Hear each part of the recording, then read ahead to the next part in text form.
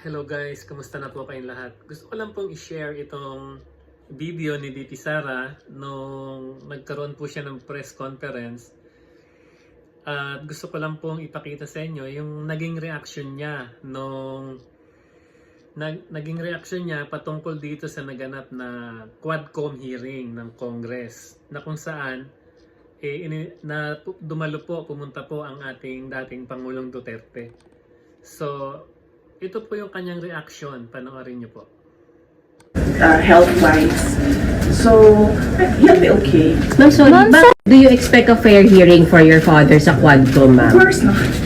No, I do not expect fairness. Last question, please. Ma'am, how do you... How do you, ma'am? Ma'am, why po? Why? Because this is, it's clearly a political persecution. Nakita ko na nga, ilang beses ko na inulit, no? Last year pa lang, even if approved naman sa NEP yung budget ng OVP, pagdating namin sa House of Representatives, binanatan kami ng binanatan, pinalabasan kami ng AOM, ng COA, sunod-sunod. And then, ngayon, nakita natin, yung budget hearing namin, yung mga tanong, hindi naman related sa mga proposals namin ng mga projects, related siya sa confidential funds. So, nandun pa rin yung storyline nila na attack sa confidential funds. And, so yun nga, makita naman natin na pag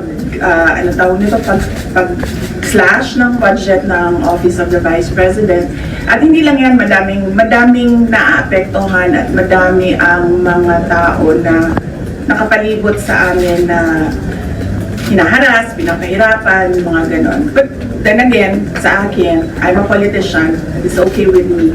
Kasama yan sa trabaho ko. Ang hindi ko lang gusto dito is nadadama yung mga ordinary employees, particularly ng Office of the Vice President and yung mga kaibigan. Pagdating naman kay President Duterte, this is, yung sa kanya naman is yung paghahabol sa kanya ng ICC, paghahabol sa kanya sa alleged EJ case nung administration niya.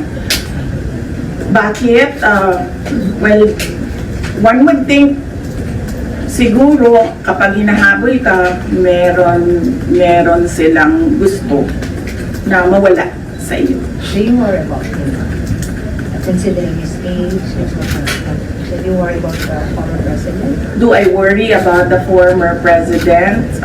I don't think na pupunta siya dyan kung sa tingin niya hindi niya kaya or mahina siya health-wise. So, you'll be okay. Ma'am, sorry, So, nakita niyo po guys na hindi po sila nag-expect ng fairness na magkakaroon ng fairness sa hearing na yun ng Congress. Dahil alam naman po natin na lahat na nandoon ay karamihan po doon ay kaaway o may galit sa ating dating Pangulong Duterte. So, salamat po sa inyong panonood guys. Sa uulitin,